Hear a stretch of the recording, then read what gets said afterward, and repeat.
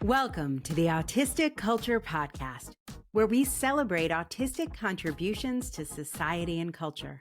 Every Tuesday, we dive into famous autistics in history, science, entertainment, and business, as well as the pop culture, unique passions, and special interests that define our community. Whether you're autistic or love someone who is, welcome to Autistica. I'm your host, Dr. Angela Kingdon, a late diagnosed autistic woman, a communications PhD holder, a best-selling author, ghostwriter, and writing teacher, and a neurodiversity paradigm advocate with a special interest in exploring the values, traditions, and identity of our autistic neurokin. Cozy up, because it's time for another Autistic Info Dump. Episode 129, Cults Are Autistic.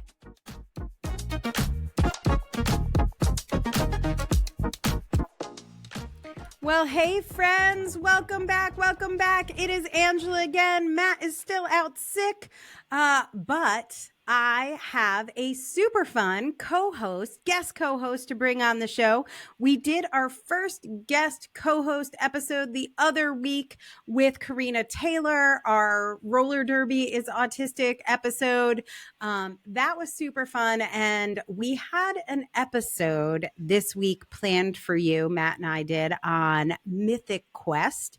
We have been threatening this follow-up to our last Mythic Quest episode for some time, but we couldn't do the Poppy and Ian show without Poppy and Ian here. So I had to pass on that. Hopefully you will get it still this season. If you haven't watched season 4 of Mythic Quest, go watch it now so there are no spoilers when that episode comes out. But I found another guest co-host, and I'm so excited to introduce her to you. So I am going to actually bring her on right now. Jude Mills. She is an autistic theologian, a former hospice chaplain, and most importantly, the host of Fucked Up by Faith. It is an awesome research-based and lived experience-based podcast that offers an inside look as to why this isn't just a trauma story. It is a culture story. And we're going to be talking about cults and culture and all things religious extremism, extremist religions with you, Jude. So welcome, hello, and thank you for being here. Thank you for inviting me. I'm beyond excited. Yay! I'm beyond excited to be here. I'm trying to sit very still. I'm sitting on my hands because there isn't much. I borrowed a space today. I know you borrowed a space because you were worried. Matt, all of season 1, Matt wrestled with his Wi-Fi because Riverside is a bandwidth hog. It really I feel like, did you like climb across a garden wall and you're I like, kind of did, yeah, and begged the neighbors. I found out a secret. I'm sitting literally in a flight simulator. Hello? Like, seriously. Are your neighbors autistic? What's happening? That's why I've kind of got a bit of side eye at my neighbor at the moment going, it's like he's got the whole everything. He's got the levers and a whole kind of Is that really? Screen, is it like for video game play? No, it's like a full-on flight simulator. Okay. Like, it's got levers and buttons. Is it a flight simulator in the garden next door? Like, are you like in somebody's like shed in the garden? We've built a shed. I knew it. That's what I was picturing. Yeah. Okay. Well, but there's not much because we're in a flight simulator. There's not much room to move. So, like, you're like in the cockpit. Yeah. I'm not quite sure where my hands are going to go, but yeah. I like it. My favorite part is before we started recording, you had to cover up the degrees because they aren't yours. It's like, I guess I shouldn't really have these degrees displayed, but you do have some degrees. I am not qualified. I'm not qualified to fly a Spitfire. Okay, good to know. I do, however, have a master's degree in public theology. Okay. And my specialism there was podcasting, but particularly podcasting about people's experiences of religious abuse and harm. That niche. Okay, yes. But I really, as you will, I'm sure, wholeheartedly agree with me, is that the power of podcasting to talk about lived experience, but also to reclaim stories. So I'm really interested in that restorying aspect. Like, so when we talk about our stories in what is essentially a hugely public arena, what are we reclaiming about them? So What do you reclaim on Fucked Up by Faith? Tell us a little more about that show. And so the sort of tagline is I talk to people who've been fucked up by their faith, but who've found hope, healing, reconciliation, or forgiveness in or out of their faith tradition. So I'm interested in the trauma and how they've been fucked up by their faith, but I'm also interested in how they found a path back to themselves, and that can be in all sorts of different ways. I said something about you being a chaplain. Yes. What's your, does that mean, I'm Catholic, so I have to ask dumb questions. I'm guessing, because you are also in the UK. Are you up in Glasgow? I am from Glasgow, and I'm doing my PhD with the University of Glasgow, but I'm actually based in East Sussex in the south coast of England. So okay, I'm just across the other way. So yeah, I'm on the southwest coast, so in Bristol. Yeah. But yeah, so I know you're in the UK, so we've got a little Church of England, or as our American listeners might know, Episcopal. Anglican for you guys, but yeah. So I'm a curious little beast. I'm an ordained. This is the way. Yes, I'm an ordained interfaith minister. So my chaplaincy in hospice and in hospitals was very much interfaith chaplaincy, and most chaplaincies are going that way anyway in the UK. So much more interfaith based, sort of looking at faith and spirituality and belief and a non-belief across the spectrum. So chaplains and spiritual care providers are expected to meet everybody where they are. It's not just about being churchy or religious. And I would say the majority of people that I met in that context would describe themselves as spiritual but not religious. Yeah. Okay. Yeah. But what about you? What's your faith background? How were you raised? So nowadays, raised non-theistic, spiritual but not religious. Religion and belief has always been my biggest special interests. Okay. So, but that was kind of difficult to express when I was a kid because I had quite an anti-religious family. Oh. So wait, actually actively anti-religious? Anti-religious, yeah. Like really I wasn't expecting that. In Scotland? Yeah. So I also grew up in the west of Scotland, which was, especially at that time, quite sectarian. So we had Roman Catholic schools, and we had what were essentially non-denominational schools. And I went to a non-denominational school, but it was still connected very much to the Church of Scotland, to Presbyterian belief. And there are still Roman Catholic schools in the west of Scotland, but there are more integrated campuses now, and it's less of a thing than it used to be. Yeah. And do you remember when you first started exploring religion? You said it's been in like a long time special interest, but what was the tipping point? Growing up in a not particularly religious family, I'm surprised that kicked in. A lot of this is done with hindsight, isn't it? Yeah. But, my first explorations of spirituality were, I think the same happens with a lot of autistic people. They start exploring the occult. Yeah, we had the, I don't think you guys have it here, but we have the Time Life series of books on the occult. It was like an encyclopedia, and one would come a month, and it was like the first subscription that I remember just like begging for. And so yes, I learned about all the, why are autistic people into the occult? I was super into it.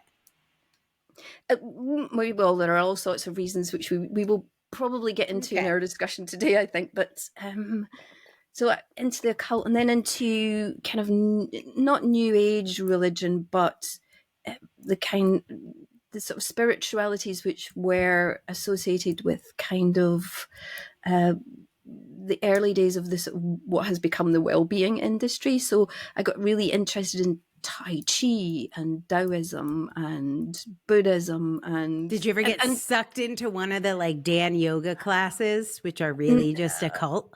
And then I eventually became a yoga teacher. Oh, okay, yeah. Add in the cultural appropriation there. That's nice. Yeah, and I did my teacher training with an organization called the Shivananda Yoga Vedanta Centers. Obviously. Well, yes, we could get into a whole discussion around cults. Capitalism and cults. Yeah. Yes. So I did.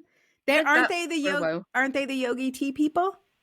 Are they the yogi tea people? No, the yogi tea was Yogi Bhajan, who was the different cult. The Kundalini yoga guy. Kundalini yoga guy, that's right. Yeah. Okay. But of course, both of those people have been caught up in sex abuse scandals. It sort of goes hand in hand, does it not?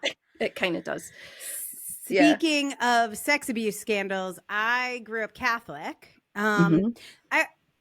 I would say more culturally Catholic than like religious. Like we weren't a super religious family, but I definitely went to religious education. I didn't go to religious school. Both my sisters went to Catholic school. I went to religious school. We went to church some percentage of the time, slightly more than just holidays. Yeah. But definitely not anti-religion, but more like cultural. Like we did it because it's what my parents did or it's what you did. I came from a very Catholic town. Yeah. And I thought religious diversity, this is the truth. I thought there were possibly 3 religions, but definitely 2. One was Roman Catholic and the other was Irish Catholic. And then I wasn't sure which one Polish Catholics were, but I knew Polish people existed, but I didn't think there was a Polish Catholic church. So I'm like, where do they go? Are they part of the Roman Catholic or the Irish Catholic religion? Yeah. And that was it. Also, things to know about Roman Catholics versus Irish Catholics. Roman Catholics vacation in Boston or Cape Cod and root for the Boston Red Sox. And Roman Catholics vacation in New York City or Long Island or the Jersey Shore. And they root for the Yankees. And those were my religion. That's what I thought religion was. So you're describing the kind of sectarianism that I experienced growing up in the west of Scotland. So, if you were Roman Catholic, you supported Celtic, the football team. Okay, yeah. And if you were Protestant or Proddies, as we would describe them, you support Glasgow Rangers football team. So it's like now I know who to barrack for. That's great. So that kind of thing happens in religion all the time. Nowadays, I am a practicing Christian. I feel like I should wear a t-shirt which says "not that sort of Christian." I know. I was alarmed automatically, and I was like, "Should we stop here?" Okay. All right. Tell me more. I'm an Anglican. I became an Anglican 8 years ago, and I won't go too much into the history, but it was actually the practice of yoga and deepening my spirituality and doing lots of meditation and stuff that kind of brought me round to the idea that I thought Christ in particular was pretty cool. I'm not saying that Christianity in its totality is cool. I'm just saying that the person of Jesus I thought was cool. Got it. Literally the first church that I wandered into and felt welcome in was an Anglican church. Yeah. It's an affirming church. Those are kind of few and far between. So very LGBTQ plus friendly. And, that very much felt at home. And so I was baptized and confirmed in that church. And, I've had forays into other churches since, but that is the first time you have had like an official religion. Like I am a member of this church. Yes. Okay. And is there abuse associated with that? With the Church of England? Yeah. No. Oh God, yes.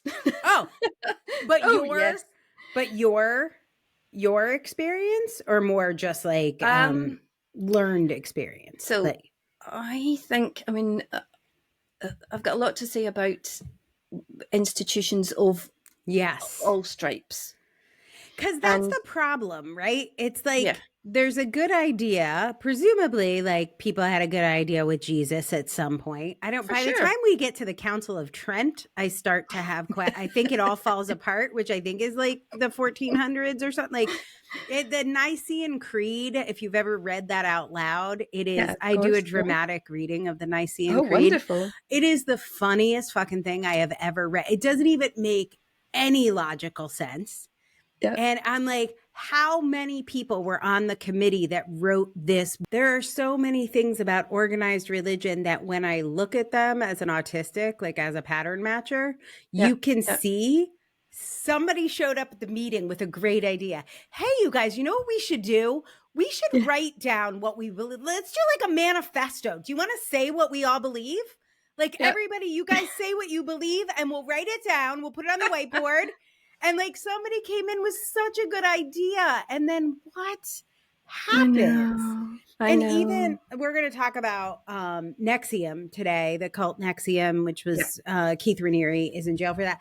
And when you look at the I think he might have always been a bad guy, but I definitely don't think his number two knew that she was being used. At some point she did, and she should have gotten out. But what was behind a lot of what they taught was neurolinguistic programming. Mm-hmm. And they were, and I would say they did a lot of good for people. Like they are not all bad. I think Nancy Salzman was a therapist who had used NLP and saw it work. Yeah. And then she was like, we can build systems. And she never would have, I think, on her own head, because she doesn't have that cult leader personality. We're going to talk about that. But she was like, we'll build systems. We will teach this to people and it will help them. Yeah. But then that good idea turns into, we have to get X number of people signed up a week and we have to open up X number of centers, or like Landmark and Werner Erhard. Like at some point, maybe even L. Ron Hubbard, I'm willing to give him that at some point. I mean, maniacal, but at some point they're like, oh, this helped me. This would help some people. They must have it. They must have it. Yeah. And then it just takes this like dark turn of that comes maybe from like any of the, I don't know, maybe not any of, there's sort of a cross between just bad guys, but there has to be something. Nobody joins a cult if it's all bad. No, of course not. I mean, we'll talk about why people get into cults, but well, let's talk a little about, let's just jump into that now of like, why do people join cults? What is the thing that you're looking for that sounds good? Because it's definitely, most people are not signing up for the abuse. Yeah. The number one thing, and most of the people who know about cults and write about cults will say this, is that there's some vulnerability of the person that's joining. Of the person that's joining. And that's usually, but not always, because they're going through something. So is that also true, like on the religious front? Like you joining Church of England 8 years ago? It can be. Yeah, I think it can be, but not always. I mean, there are some distinctions, and people tend not to just go join a cult. They don't go looking for a cult. Right. They don't go out thinking, I'm feeling really messed up at the moment. I know what I'll do. I'll go and look for a cult to join. Right. Yeah. Although I will say, freshmen in college in the U.S., in university in the U.S., definitely join fraternities and sororities. Yes. And that does feel like going out and looking. There's like a whole process they call Rush, which may just be cult shopping. I may rename it. But yes, in general, there is some, on the whole, something, a hole you're looking to fill. So it could be that you're seeking something. So often it's people who've gone through a breakup or who've had some kind of mental health crisis or who've just got divorced or, something big has just happened in their life, or they have anxiety, depression, PTSD is big as well, and especially now, I'm sure. addiction. And addiction, yeah. Right. So, and of course, we're going to talk about, are cults autistic? And my answer to that is not necessarily, but we know that all of those things have, there's a Venn diagram with autism, right? Yeah, that is true. So being autistic doesn't necessarily make you more vulnerable. It just makes it, but it does make you more vulnerable to these other things. So my story, the cult that I found, we're going to talk about my cult and how I escaped, but I have a 2-part cult story. So it all started for me with a breakup. Yeah. So I had this boyfriend, love of my life, Australian surfer dude, like magical connection. And then he broke up with me, very surprising to me, maybe not to him. He broke up with me in email in a PS. Oh. And then I never heard from him. So the whole email was all about, I think it was Halloween or something, like what he did for the day. It was like a regular, normal email. And then it was PS, I need space. And then I never heard from him again. Ow. And I couldn't, maybe some rejection sensitivity dysphoria, definitely trauma and CPTSD from friendship loss. Like I really believed in him. I really believed in our relationship. And then it was like the rug pulled out. And I just couldn't come back from it. Yeah. I couldn't recover. Yeah. And I was very fixated. This is going to be very silly now that I know what I know, but I was very fixated on getting him back. Yeah. So I went to therapy and I was like, I would like you to please tell me how to get him back. I would read books, like, how do I get him back? And one book that was recommended to me by like kind of a friend of a friend, which sounded like Get Your Boyfriend Back, was called Return to Love. Do you see how that sounds like Get Your Boyfriend Back if you really want your boyfriend back? It really does. It is not. So Return to Love, for those of you who are not indoctrinated, I'll know from what you said earlier, is by Marianne Williamson. It is a book about the fundamentals of my cult, which is A Course in Miracles. Course in Miracles. I'm sure you know, because it sounds like you went down that. And I became a student of A Course in Miracles for over 25 years. In a very strange turn of events, became best friends with Marianne Williamson, and she lived with me during COVID. Oh my God. We started a business together. I completely How did I not know this? Manifested marriage, because I don't talk about it because it turns out it's a cult. And I had no idea. I literally got into it because I was like 24 and I wanted my boyfriend back. Return to love. How do I get him to? And then the answer was in the book. It really was. The answer, by the way, is forgiveness. And the way you forgive is by gaslighting yourself, which I did professionally for 25 years. Ask me anything. And of course, you brought about all the circumstances that made him dump you in the first place. Yeah, just think about it. Like, why would he have texted me that if I wasn't, he needed space from what? Exactly. What was I doing to him? Did you ever think of that? Right. Ouch. Oh my word. And A Course in Miracles is very interesting if you, like me, grew up Catholic. So I said I grew up lightly Catholic. And part of Catholicism, I don't know how this is for Anglicans. I think it's different for you guys. It's pretty Catholic. It is. That's why I said I don't really know. Yeah. But we have this thing of the priest is the intercessionary. So we don't have a direct relationship with Jesus. Okay. We have a relationship with God. We have a relationship with Mary. You can pray to Mary. So our Father is God. It's not Jesus. Hail Mary. That's Mary.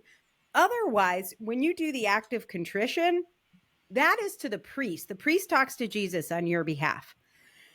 So this book, which depending on how much research you want to do, and we're going to get into A Course in Miracles a little bit today, but I'm sure I could do a whole lot more, maybe not right for this show, but I'll come and talk about it on your show. Oh, please do. But A Course in Miracles is, let's go with this, channeled by a Jewish psychiatrist in New York City, but she was channeling Jesus. So this book is written by Jesus. And that to me, I'm putting that in air quotes, you guys. That to me was a revelation, because I had never had a relationship with Jesus. I had a relationship with the church, incense, the music. Like, I love how a church looks and feels, but I never had a relationship with Jesus. And it was, or as course people say, Jesus. Yeah. Anyway, and it's a very difficult to access language. If you just Google right now A Course in Miracles and you read any sentence, it will just sound like word salad. Yeah. And then I got convinced that it was not word salad until I woke up just a few years ago after giving almost my whole life to this cult. I woke up and I was like, no, it is just word salad. I was right the first time. So if you read it and it sounds like gobbledygook, that is what it is. Yeah. I have read it, and Bless. I didn't get sucked in. Is that the right expression? I didn't. I'm guessing you read the text. Did you do the workbook? I read the text. No, I didn't do the workbook. Yeah, that is so how the workbook works is there is a mantra for every day. So like one day the mantra is like, I am not my body, I am free. And throughout there's a little reflection that you read about that, or you can get a subscription to Marianne Williamson and she'll read it for you. She has a beautiful voice. And then all day long you are saying that mantra. All of the mantras, like pretty much all of New Age religions and kind of law of attraction, spirituality, such as it is, radical, like, I don't know, ownership of everything that happens to you. But all of these mantras that you're saying to yourself all day, every day, for me for 25 years, basically come down to everything that happens, radical responsibility. Everything that happens is my responsibility. 100% of what I see is because of me. If I want to see different things, I do different things. So I just want you to think, you are 7 years old, you live in Palestine, you just watch your parents killed before your eyes, and your arm has just been blown off. Whose fault is that? Yours. Fault. Yeah, right. You manifested something that brought those events about. And if you ask a difficult question, like, but wait, what about a 7-year-old girl in Palestine? The gaslighting goes deeper. My word. Oh, yes. Like, that's where it gets very creative. Like, why? Oh, now that's interesting. You would have to bring that up. Why do you think because obviously you're not a 7-year-old girl in Palestine. So why do you think you have chosen to focus on that? Look, you can feel it. You got the squirrelies. I'm really good at doing it because I did it to people for years. Yeah. And, my cult experience deepened with the exploration of Byron Katie's work. Do you know Byron? I was about to bring up Byron Katie as well. And there's so very many kind of similar offshoots, The Secret being one of them, of course, as well. This idea that you're manifesting your abundance or your reality or whatever it is that you know. And the thing for me too is I had a lot of evidence that was true. I mean, not in a scientific way, but I didn't realize that. But I would make a vision board and then create those things.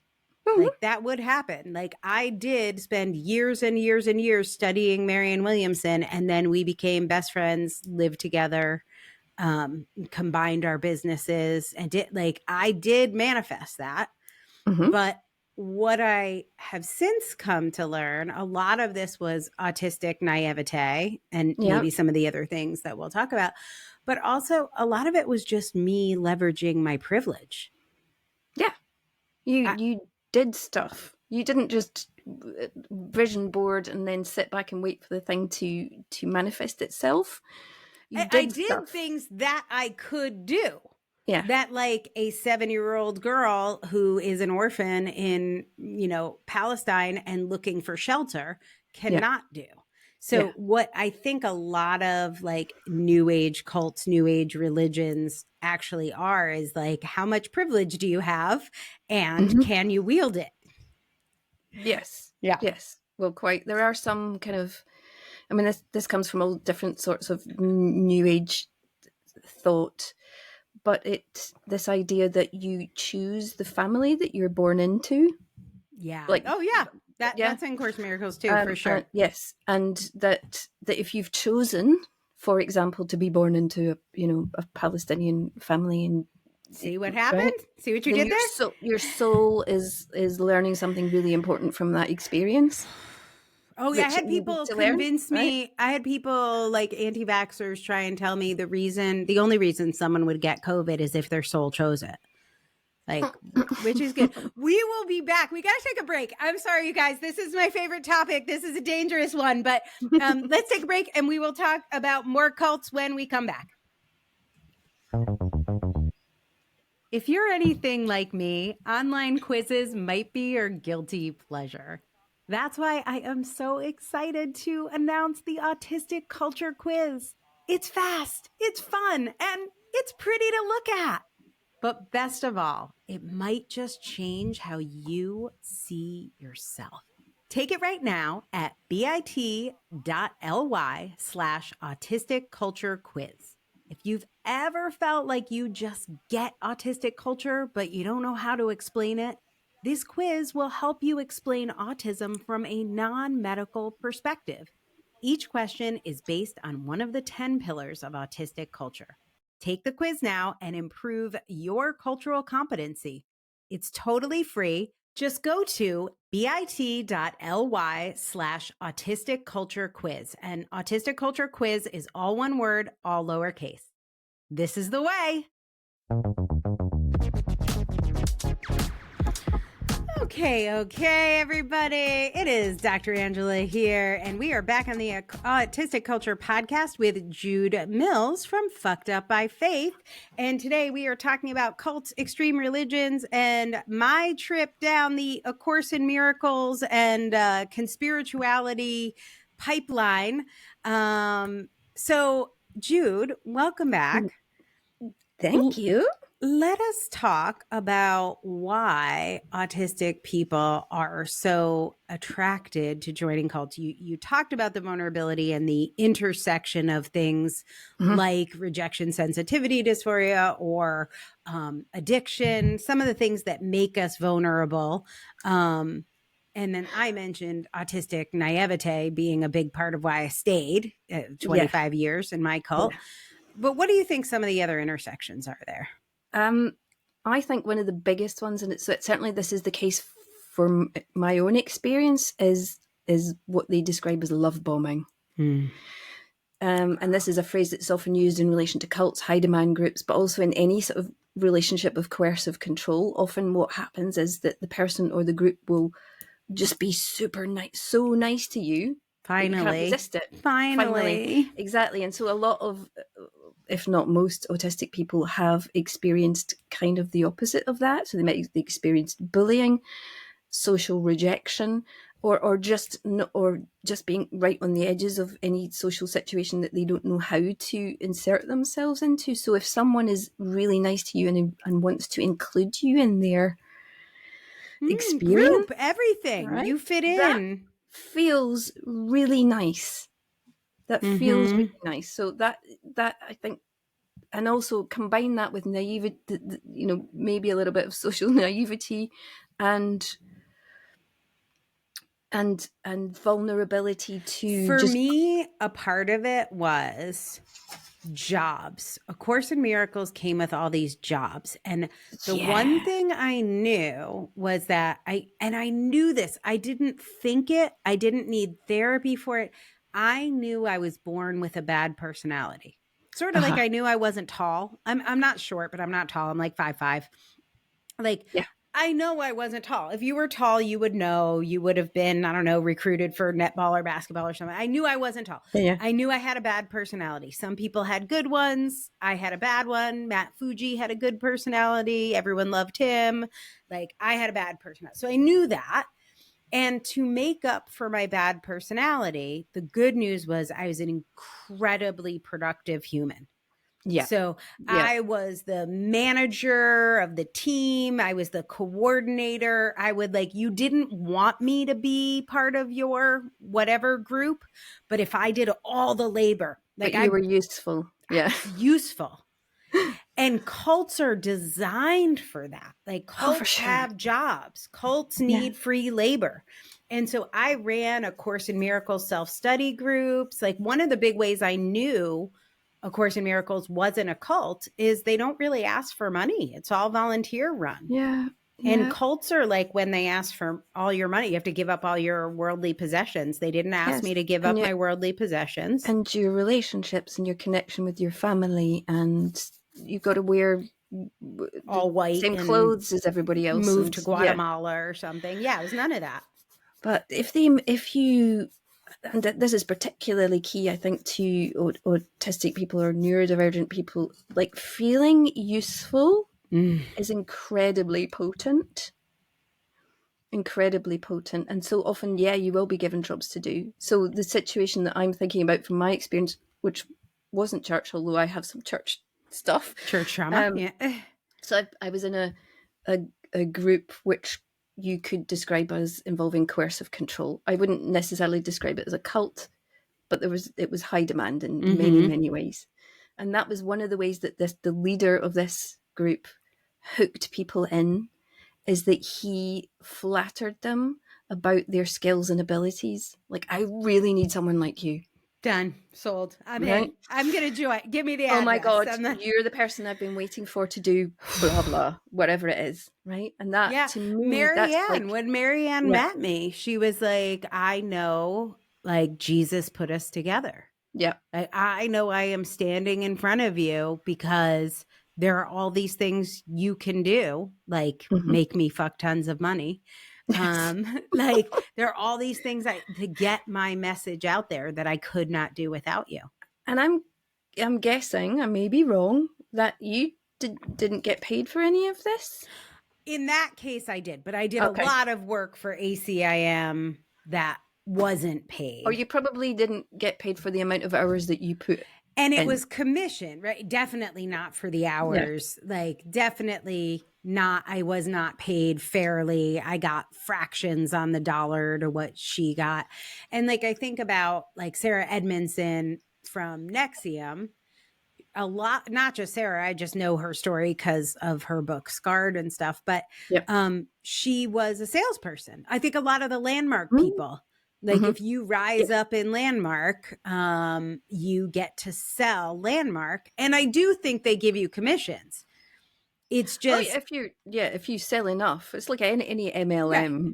They're situation. not going to pay you a salary. I didn't get a salary or anything, but I sold enough that I was, paid a percentage from that. What was the deal with, was it Heaven's Gate, where they were all, I think they were all computer programmers or something?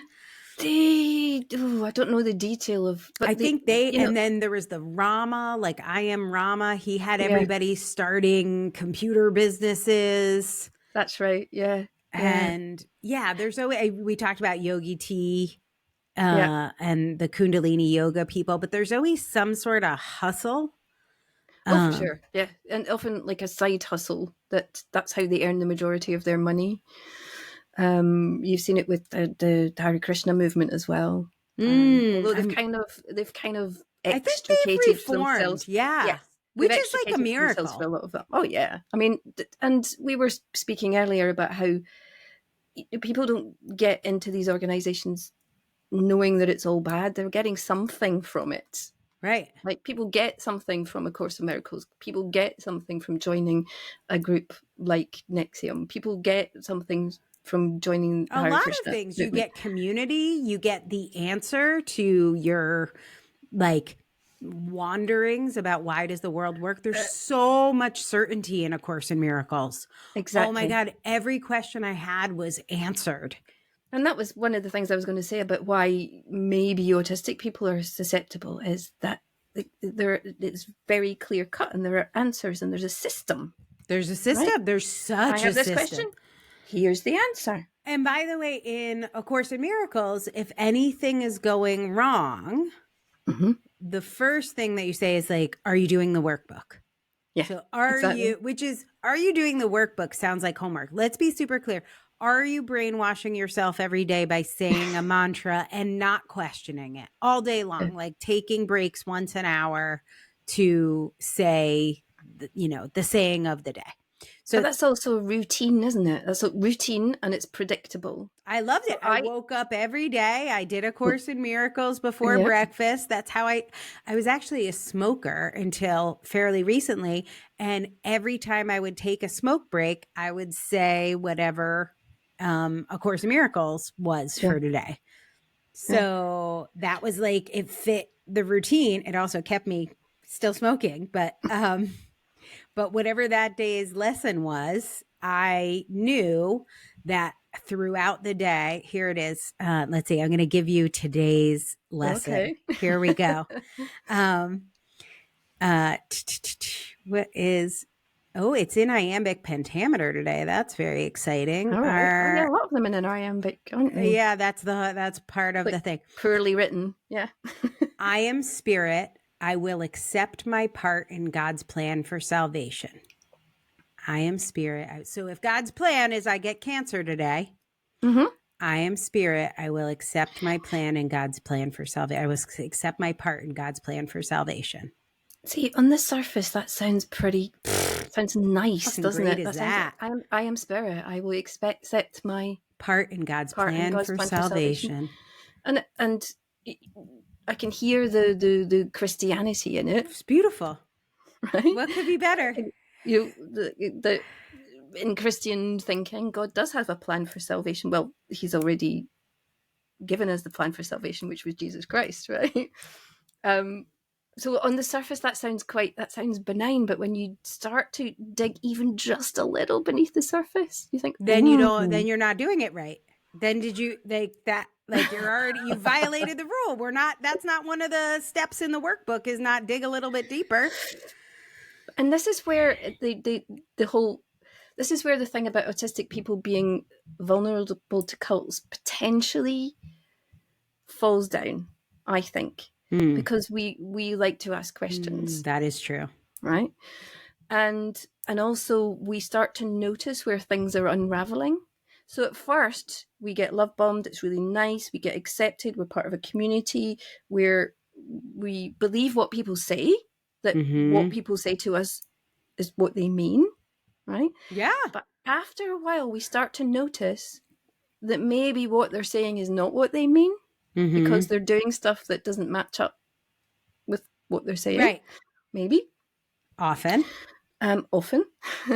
Or that the feel good of the love bombing has started to subside and actually they're starting to behave really shittily towards me.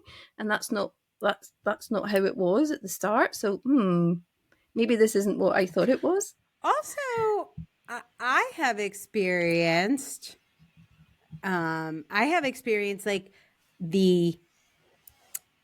my autistic nature and my different ways of communicating not working for the group. Like I showed up as the problematic one again, and suddenly like the love bombing stops because I'm the pain in the ass again.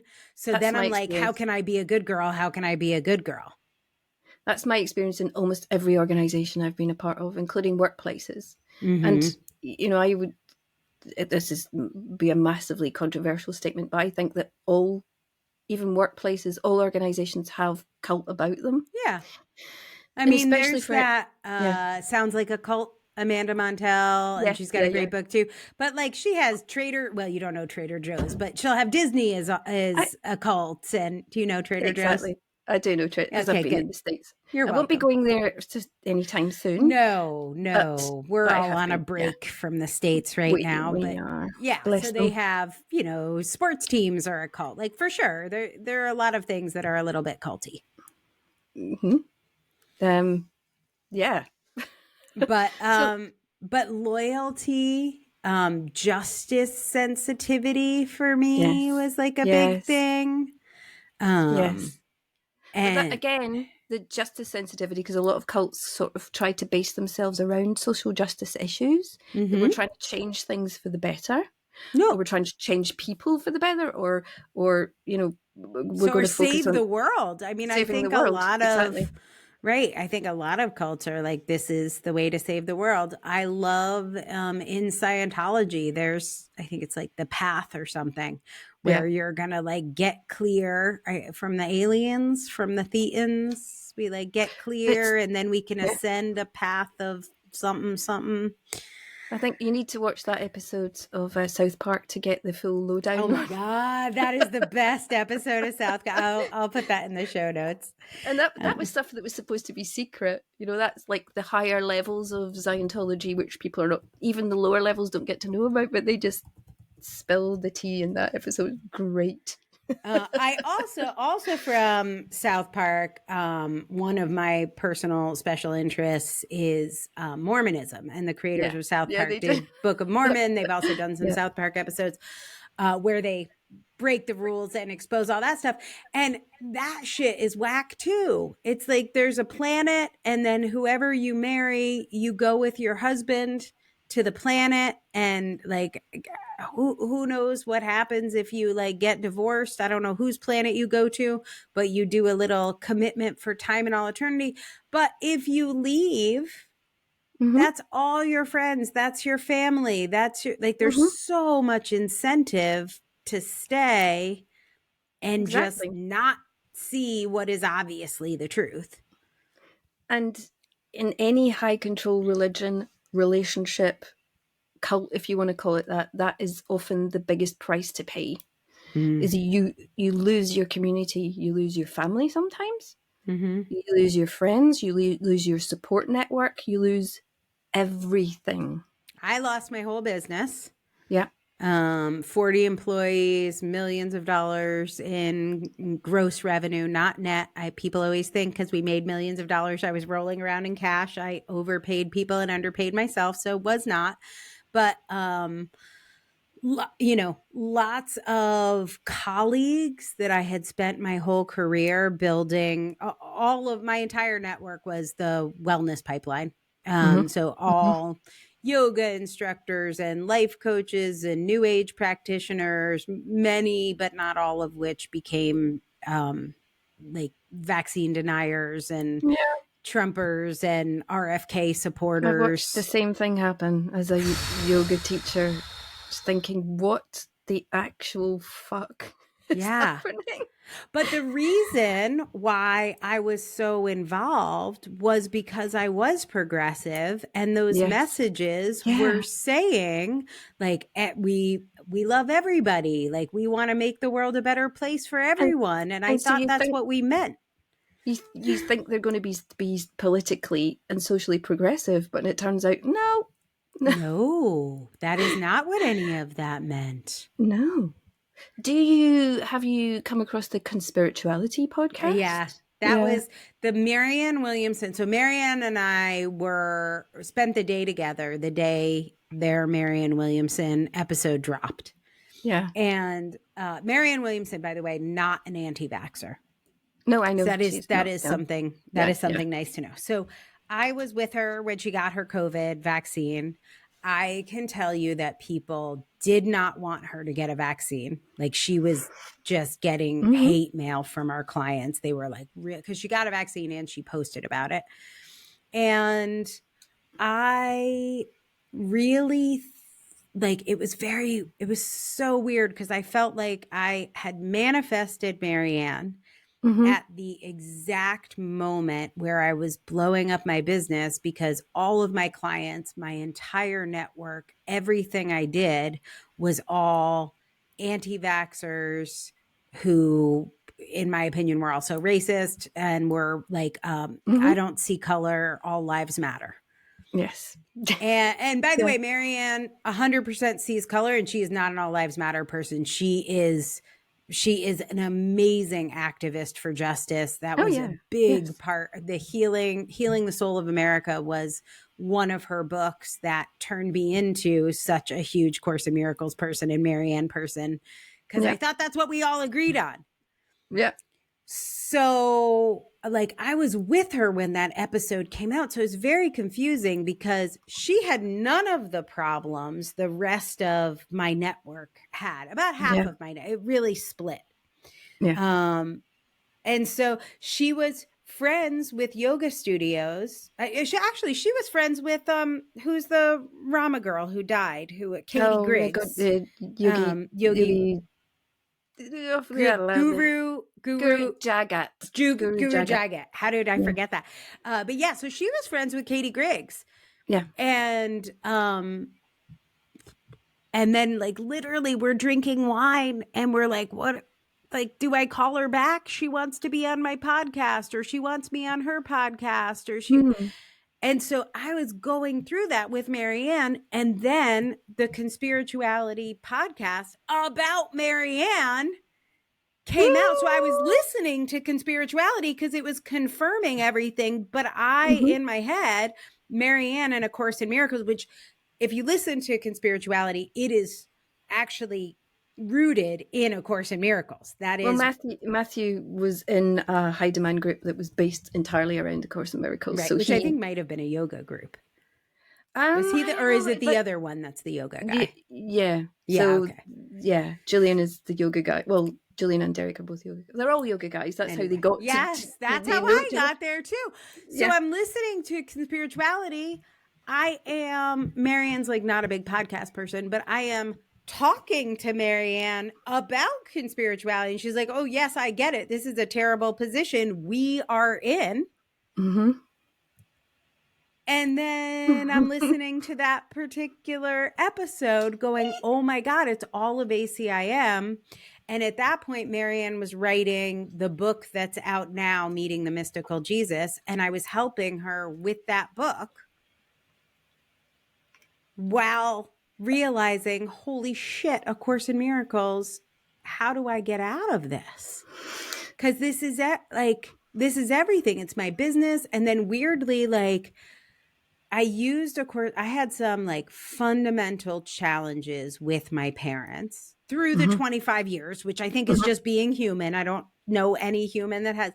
And I used A Course in Miracles to essentially gaslight myself, but let's say forgive my parents.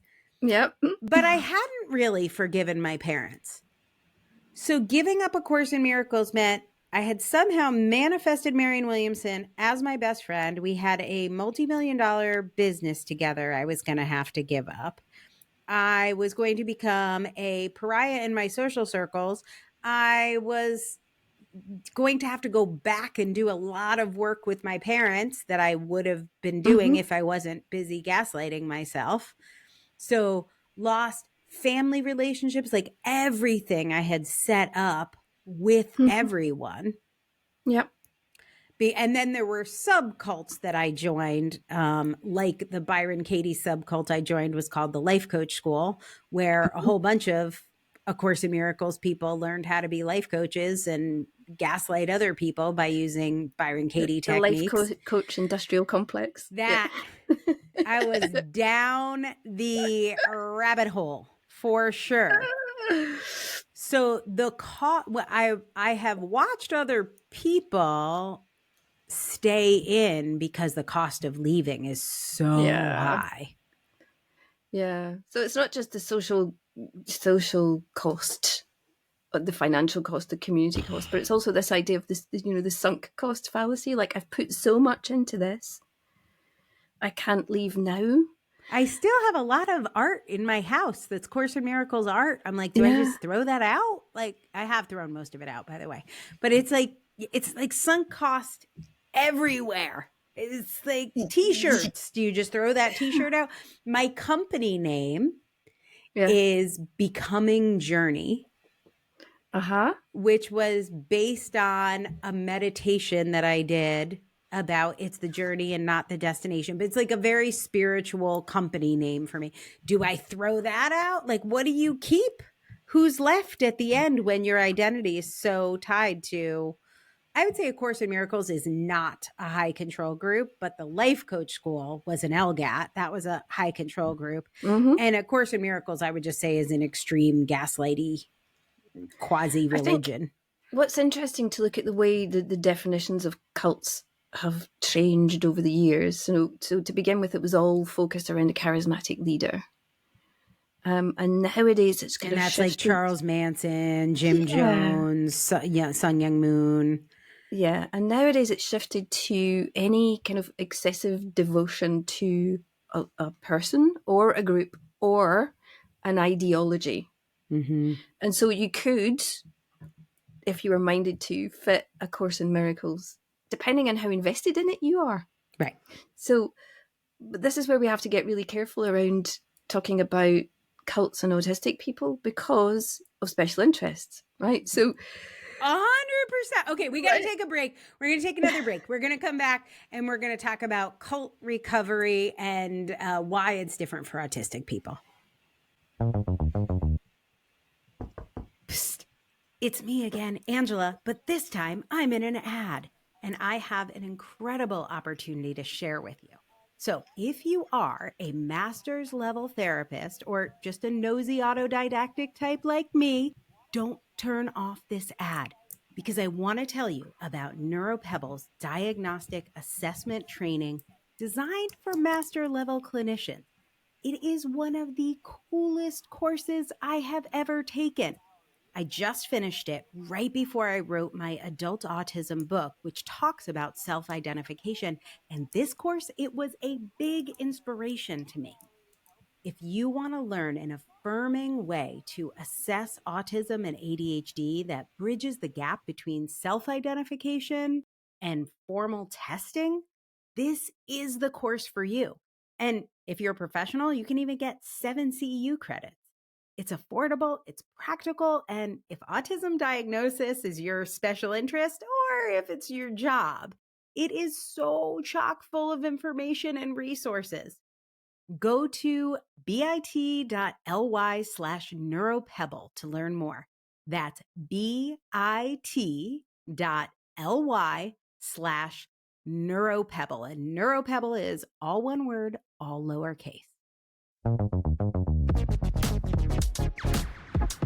Okie dokie. We are back on Culture Autistic with my co-host today, guest co-host Jude Mills.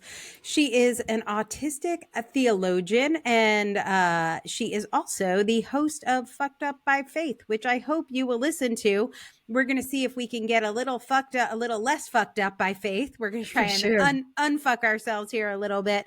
Let us talk about that journey out. What does it look like, and what makes the journey out unique for autistic people? Well, I mean, we talked about the journey in, including, at least for me, the routine, like just improved my life, my regulation. I woke up it is pretty good. I woke up every morning and said a very peaceful mantra. Yep. And that you could leave out the smoking part. And then throughout the day, I created a program to calm down, to breathe, to reconnect with myself and my faith. And I did this generally 8 times a day in 10 minutes. So you learned some pretty cool skills. Amazing. Right? So I was a yoga teacher for 20 years. Well, I suppose I still am. Yeah, I guess they don't take that away. No, they wouldn't come and take the diploma away. And so I use what I know about nervous system regulation and breathing and movement and how to be in my body in ways that I didn't understand or know before I learned yoga. Right? Amazing, especially if you have interoceptive needs or proprioceptive needs. Exactly. I still walk into furniture, but maybe a little less. Okay. Maybe a little less. Dyspraxia is real, friends. but also, I may be a little, I'm a lot more aware of when I'm becoming dysregulated as a result of getting into my body in such a deep way, which I wasn't aware of before. Right. And a lot of, had you done occupational therapy, there are many similarities to having a regular yoga practice. Course. Yeah. So yoga, brilliant. I extol the virtues of yoga. Maybe some of the stuff around it, not so much. And certainly the whole industrial complex around it, definitely not. And its ties into the sort of wellness grift. I just cannot stand. I can't bear to be around it, and hence I don't teach classes anymore. I can't. I just can't. I can't be doing with it. But I feel it. In terms of exiting, I can talk about my own journey a little bit, and then I can talk about what the sort of understandings of recovery from high demand groups is. Yeah, let's do it. So for me, the crashing out, the burnout was an absolutely essential part. Yeah. Same here. Yeah. From anything, actually, sometimes it's been work situations, and sometimes it's been, I'm thinking about the high demand group that I was in, crashing out of it in quite a dramatic way was how it happened to me. And then the recovery had to happen as a result of that. It came along with PTSD. We know that autistic people are much more likely to be traumatized just by being alive, right? in a world that does not want us as we are. Yes, right. So there was a lot of having to come to terms with that. So the sort of triad of recovery tools that are suggested by people who specialize in this include something which autistic people are supremely good at, and that's what they call psychoeducation. So basically, I made cults my special interest. Oh, me too. That's right? What happened. Conspirituality podcast, then every single podcast about cults, then every single documentary about cults. Right. And you understand it better than everybody else in the universe. And you start to see in yourself what happened to me. Also, other people have written about this, so I'm not alone. Yeah. Right? And light bulbs start switching on. Right. God, I get it now. That's why. And it's funny because I can see the patterns so much faster now. Like, yeah. I had a wonderful, in theory, experience with this awesome group that works with autistic kids. Yeah.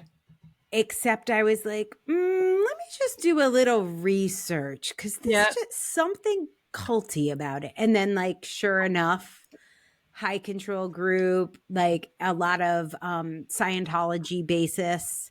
Yeah. I researched like 2 or 3 words of the name of the organization, and I found someone on a podcast talking about how they escaped. And then I'm like, oh, yep, saw it. Yep. But I couldn't see it until I could see it. We use our research skills to huge benefit. And you learn then to when you just get that little flicker of, I recognize this. Right. Quick Google, because we do that so well. I have that, by the way. I don't know if you have thoughts on this one. This is not culty at all, but I haven't done the full deep dive.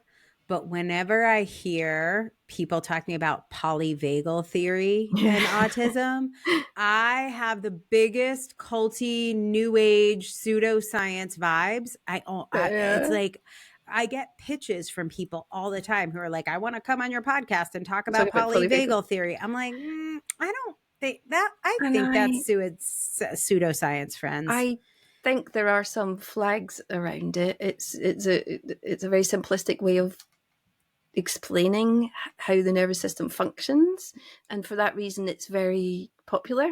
And there are some things that we can draw from it in the ways that we can do nervous system regulation, which actually work, but maybe don't work in the simplistic way that polyvagal theory might describe.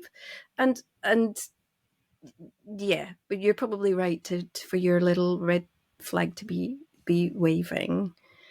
But I think that, the experience of having been in a high demand situation or a situation that involved coercive control is that the pattern recognition kicks in. So then you recognize it for the next time. You go, there's something about this which is really familiar.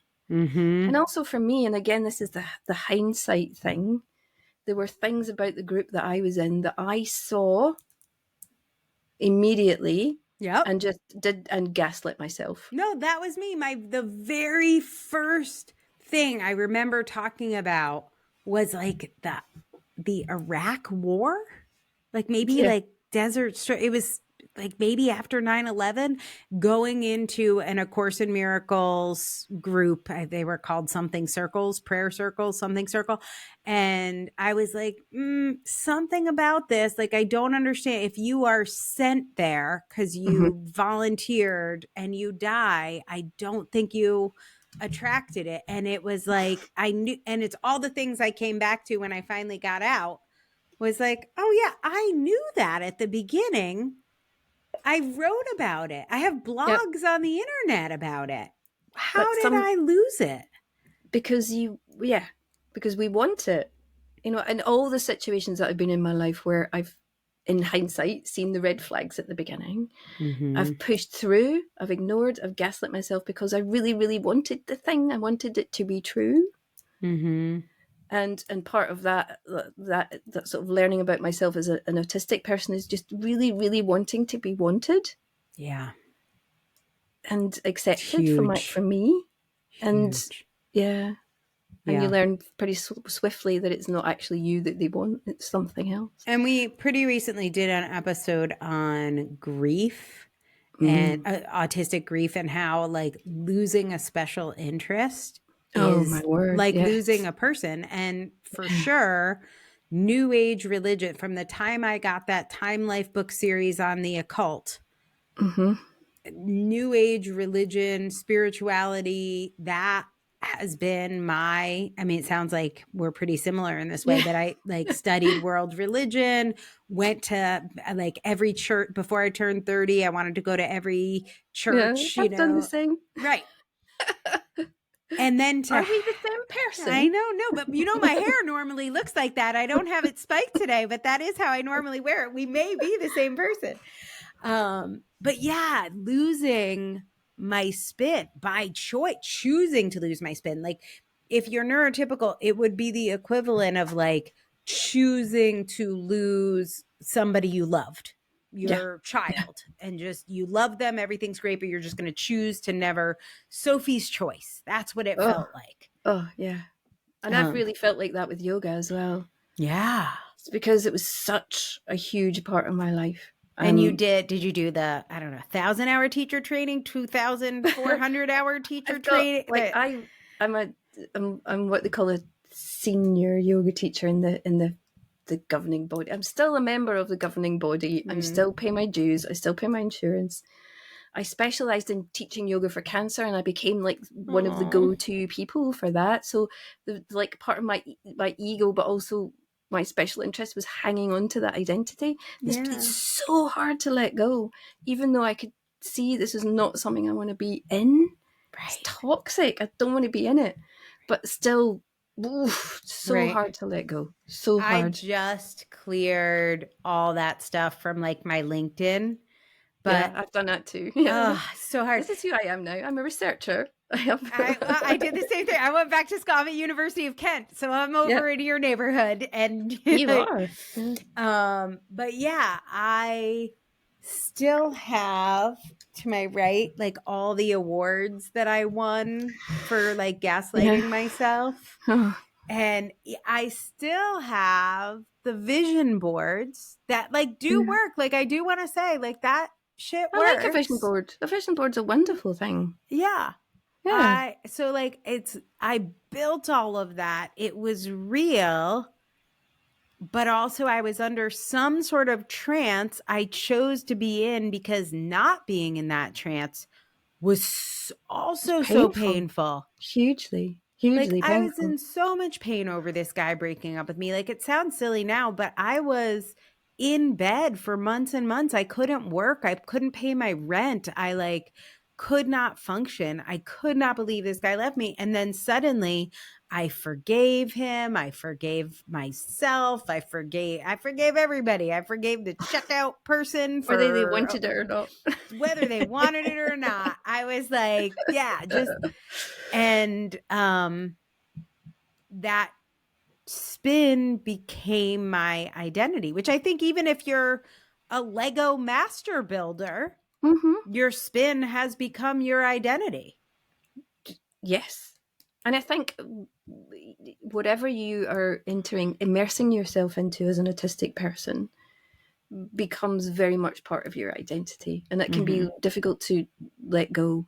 And even see a future without it. So, okay, so we talked about information hunger, data hunger, deep diving, pattern matching. What are some of the other ideas? The therapeutic support, and this is where it starts to get tricky for autistic people. How to find emotional or therapeutic support that caters to your neurodivergent needs. We've all had the experience of seeing a therapist and almost immediately like, you don't know who I am. And this I don't even think you're autistic, Jude. Like this whole conversation, you've been making such great eye contact, and you're so smart. You're so smart. Like you know a lot about this stuff. I don't think you are autistic. Oh, great. No, I got to go. Do I have to pay you? And we think you should do a course of CBT. I think that would be really good. Yeah, 8 weeks of CBT. That'll do it. We've figured it out. I'll just do some habit stacking. So fine. And also, like, even when you're advocating for yourself and you're saying, I'm autistic, I need a therapist who understands neurodivergence, who's worked with autistic clients before, who can meet me, and they always say yes. They always say yes. I've had autistic clients. I get it, and you get into the room and you're like, oh God, you don't know. Now I can pay you to educate you and be ignored. That'll be fun. Yeah. So this is where it gets tricky. So I was very lucky with one therapist to find someone who was clearly, although I don't think she knew that she was, but was clearly autistic herself. And so we were able to engage on a level. So even though she was saying all the therapist language, she understood what I was saying because it matched her experience. So that was really cool. And I was very lucky. And I had 12 weeks of trauma-based therapy following that high demand group encounter. Nice. But I know that I was really lucky. I think nowadays maybe it's easier to find someone with an autism specialty. Yeah, there's definitely more. And we have well, first of all, if you're in the US, you can call Matt. But also we have the neurodiversity therapist. I'll put a link to the neurodiversity therapist. Now, listen, everybody says they're a neurodiversity affirming therapist. So you got to ask other questions. Yeah, exactly. If you're lucky, someone might actually tell you that they are autistic. It's not common in the therapy world to declare your own thing. Yeah. But autistic therapists understand the power of that. Yeah. I will also give you some links to people who are autistic who specialize in cult recovery. Oh, nice. That's huge. Yeah. I want to share what I did here. It was an accident. And I have shared it multiple times, this thing I thought I invented. And the response is like, oh, that is a thing. Like, you didn't invent that. I mean, I did invent it for me, but like, that is a legit thing. So this is what happened to me. I lost my special interest. I couldn't find one. The closest I came to was cult podcasts. So that became my special interest. Therapy. It is therapy. Which was therapy for sure. And then we happened to live somewhere that had an amazing sunrise. And I was super, super, super insomnia, couldn't sleep. Yeah. And also going through menopause and hot flashes and night sweats and all this. So I was up for every single sunrise just because I couldn't sleep past 4:30 in the morning. So I was up listening to cult podcasts and I would watch the sunrise. Which is fine. That's good. I started to call this sunrise therapy. And then every morning I would watch the sunrise and pattern matching or whatever. there was like a different message I would get from the sunrise. Yeah. So like sometimes it was like, sometimes you have to wait for it. Or sometimes it would be like, today you have another chance. And every day I would get, instead of a Course in Miracles lesson, I would get a lesson from the sunrise. Yeah. And then I would write for 15 minutes about that prompt that the sunrise gave me, whatever that was. And inevitably, this 15 minutes of writing about the sunrise was processing my own trauma about like the loss of my special interest, about being autistic, how that made me vulnerable to this cult. Like all of that got processed through whatever these, by the way, the lessons from the sunrise were just my subconscious. It was like, there was some logic and some pattern matching, but I don't think there was speaking to you. Do not believe the giant ball of gas was speaking to me. But I now run for our paid Substack members. I run this group called Neurodivergent Narratives. Yep. Where every week I give a writing prompt. And it is, I think autistic people, now there might be co-occurring conditions where you really do need other medical interventions, but I think a lot of processing our pain and trauma, for me at least, writing is a really good tool. I don't think it is for everyone, but if you like to write, I think writing your autistic experiences. 100%. For me, it was talking. So that doesn't, and I understand, I mean, I was very lucky there's an organization here where you can self-refer and it's free. NHS therapy. But that isn't accessible to everybody. And I recognize also in the States that therapy costs a lot of money. So it's not accessible to everybody. So any tools that people can access that are about therapizing yourself. And I will say both sunrise and writing are free. They are completely free. But for me, it was just talking about it all the time. To whoever would listen. Okay, start a podcast. And I have to say, podcasting has been part of that for me. Me too. But also, so the ability just to get on a mic and go, bleh, not literally that, because that would not be good to listen to. Although maybe some people are into that. I don't know. There's all kinds of podcast friends. Was hugely therapeutic and I'm not saying that podcasts should be therapy, but they are. I've also read because podcasting is my current area of study in religious studies. I read a paper recently which was described podcasting as care.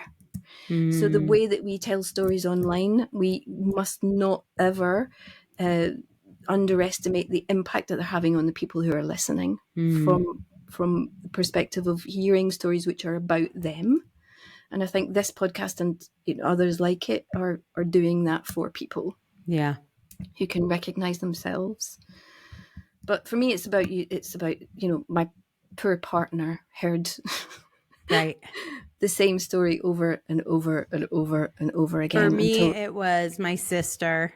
Yeah. My sister identified that I was in a cult when I joined the LGAT, that high control life coach school.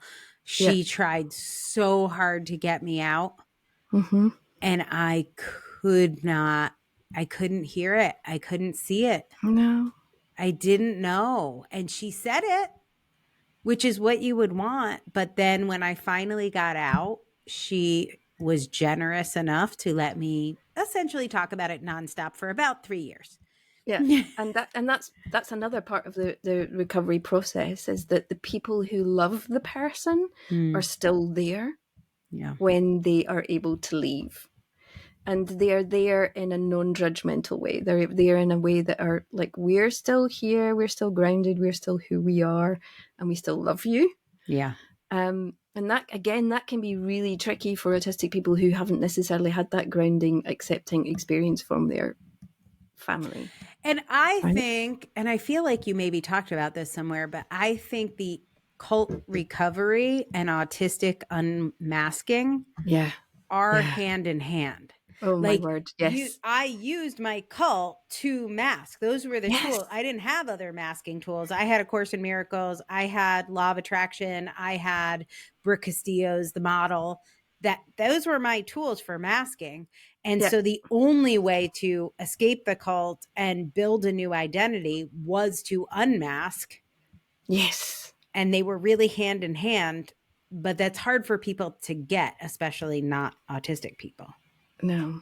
But we could also see masking in general as culty. Like you're yeah. Yeah, even if it's corporate, you're pretending to be someone else and accepting. At some point you just thought it was called being an adult. Like, but once you realize like, oh, this is not right. Yeah. But then who am I? And what are the steps to find myself? What is my special interest? Is my special interest not cults? Like, is my special interest cult recovery? Is my special interest who I am? Is that my identity? Yeah. Like, those are really big questions to wrestle with. And I will say there were times I had a therapist through a lot of this, not all of it, but there are times a therapist was helpful for sure. Mm-hmm. But there were also just times I needed time. Yeah. Just lie face down on the bed. Yeah, when you said burnout, that's the thing I was remembering. Like for me, I was in my closet. I didn't leave my closet for about 3 months. Mm-hmm. But that really was a big part of recovery. I don't think there's a way to do it without being in complete incapacitated burnout. That has been my experience. So I don't know any other way of doing it. Yeah. Like, just I can't. The other aspect of cult recovery, which is often spoken about, is community as well. And again, for autistic people, that can be tricky as well. But that can be here. Welcome to Autistica. Exactly. So there are these communities. One of the person that I mentioned, who's the cult recovery therapist, counselor, he runs a support group for people leaving high demand groups through gaming. Oh, I love that so much. So it's a way of autistic people getting together and doing something, but also getting support at the same time. So I love that. And I love situations like that. So there's a reason for us to be together, which isn't necessarily about the cult thing, but it's also that as well. Right. So good. All right. Yeah. We should wrap it up here. But before we do, I'm going to put you on the spot. Oh, and my word. I'm excited. If you mess this up, we will just make Simon, who is our producer, we'll make him fix it. But was there something that you can think of from this week that you loved about being autistic? Oh.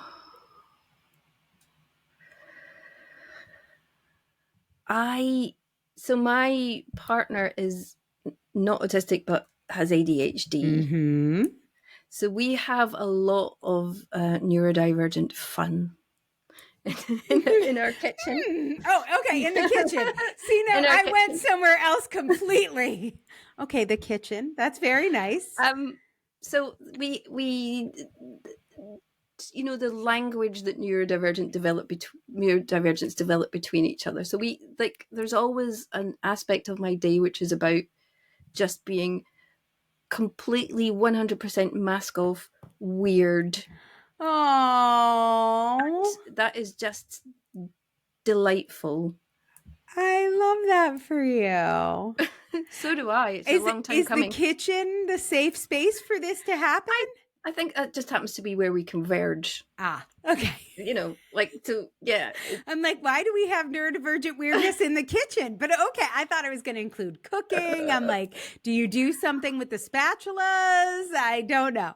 So what was really cool about this week is my partner is a beautiful dancer and they have wonderful coordination. I do not. Same friend. And my sister is a dancer and teaches dance, and so she got all of the coordination genes. They ran out when they got to you. Yeah, okay. But what is wonderful is I was able to share a joke about how not coordinated and not dancery I am this week without it hurting the depths of my soul. Aww. Like it might have done as a child. Mm-hmm. Like, how did I get the clumsy gene? Right. My sister Gina is the dancer. My sister Lisa is the athlete. And I am apparently the dramatic one. Yeah. Which was, yes. Yeah. Which I guess was a compliment, except when it wasn't. I was the academic one. Okay. Yeah. Okay.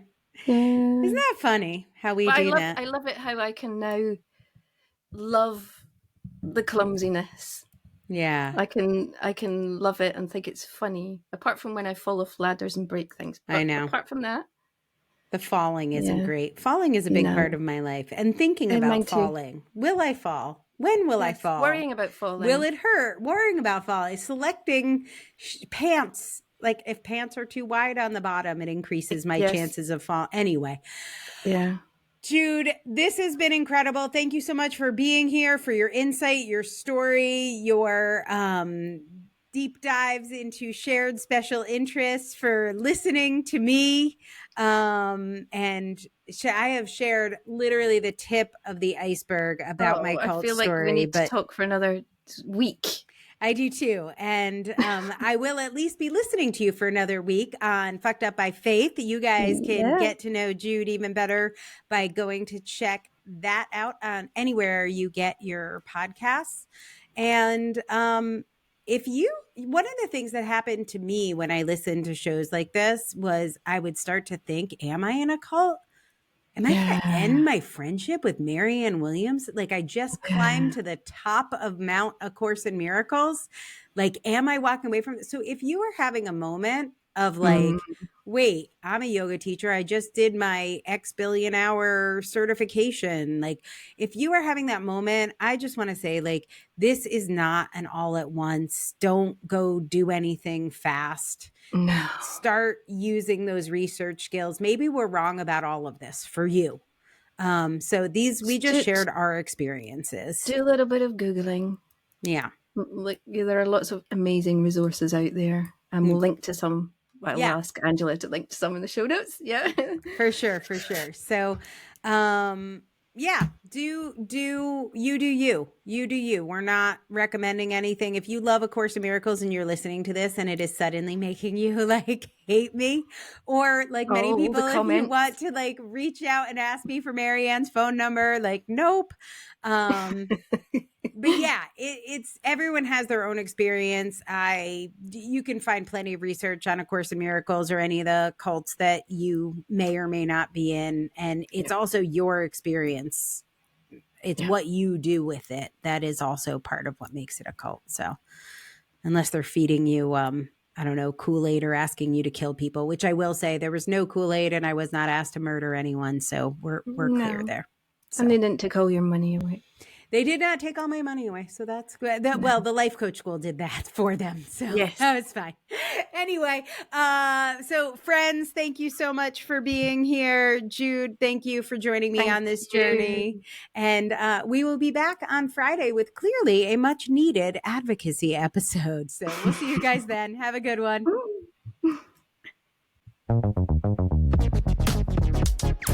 Thanks for listening to the Autistic Culture Podcast. If you enjoyed today's episode, don't forget to check out the Neurodivergent Narratives episodes every Friday, where we explore our special interests, process our sensory glimmers and triggers, and share strategies for using writing to help you live your best, most authentically autistic life. To join the book club, get the book, and come to our online live member meetup, consider becoming a paid member of our Substack community. Our paid supporters make all of this possible. The podcast itself is always free, so even if upgrading isn't in the cards for you today, the best way you can support the show is to rate, review, share, and subscribe on Substack or your favorite podcast app. Just go to autisticculturepodcast.com/about for a more detailed explanation of how you can be an even more engaged member of the autistic culture community. We're saving you a seat.